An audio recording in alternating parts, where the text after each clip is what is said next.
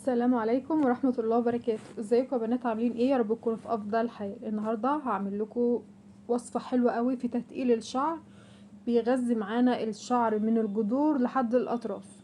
وصفة ممتازة قوي، كلها اعشاب طبيعية، يعني في متناول ايدينا كلنا، مفيش فيها اي حاجة غالية علينا خالص. يلا اقول لكم الوصفة بتاعتنا عبارة عن ايه، بس يا ريت يا بنات تدعموني بلايك للفيديو واشتراك في القناة.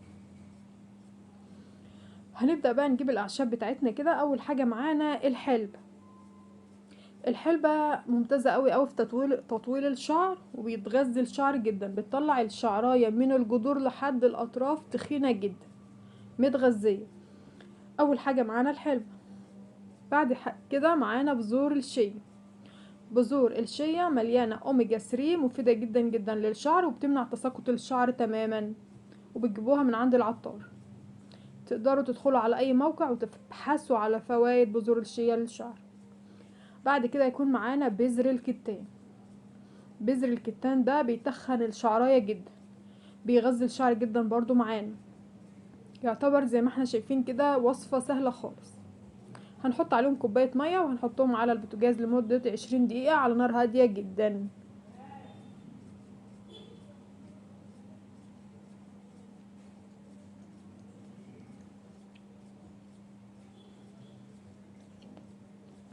زي ما احنا شايفين يا بنات، بقى بالشكل ده، بقى عبارة عن جل تقيل جدا. انا حطيته لحد ما برد خالص، وهبدأ بعد كده اصفيه.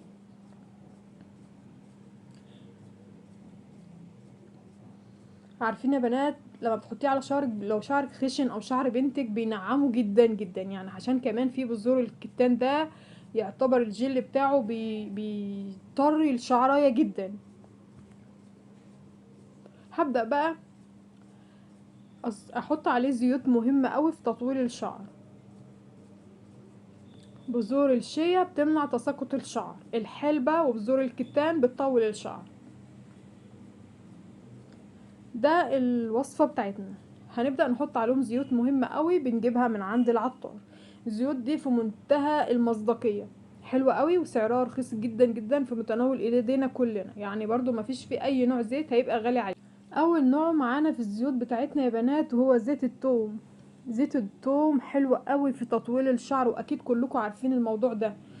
حاجة في منتهى الجمال ان هي ممكن تطول شعرك، يعني سريع جدا في تطويل الشعر. ده اول نوع. بعد كده يكون معانا زيت الخروع.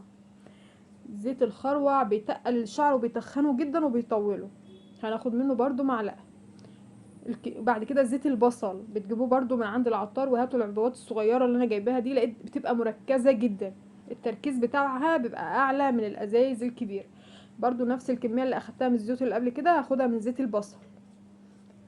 ده الوصفة بتاعتنا. بتحطوها بقى يا بنات في بخاخة، بس لازم أن يكون معانا حاجة حلوة قوي. لو انت برضو شعرك بتساقط، انا دايما بعملها لنفسي، اللي هو فيتامين ه. بناخد منه كده يا بنات قرص واحد، وده تركيز 400. لو انت عندك الشعر خفيف قوي او شعر بنتك، حلو جدا. وعلى فكرة انا احيانا بجيب الكبسولة كده وافضيها، افتحها وافضيها على فروة راسي، بتبقى برضو حلوة قوي. هنجيب بخاخة فاضية وهننزل الوصفة بتاعتنا فيها. حاولوا يا بنات وانتوا بتنزلوها تنزلوها على فروة راسكم عشان تجيب نتيجة سريعة. السلام عليكم ورحمة الله وبركاته. ازيكم يا بنات؟ عاملين ايه؟ يا رب تكونوا في افضل حال. النهارده هعمل لكم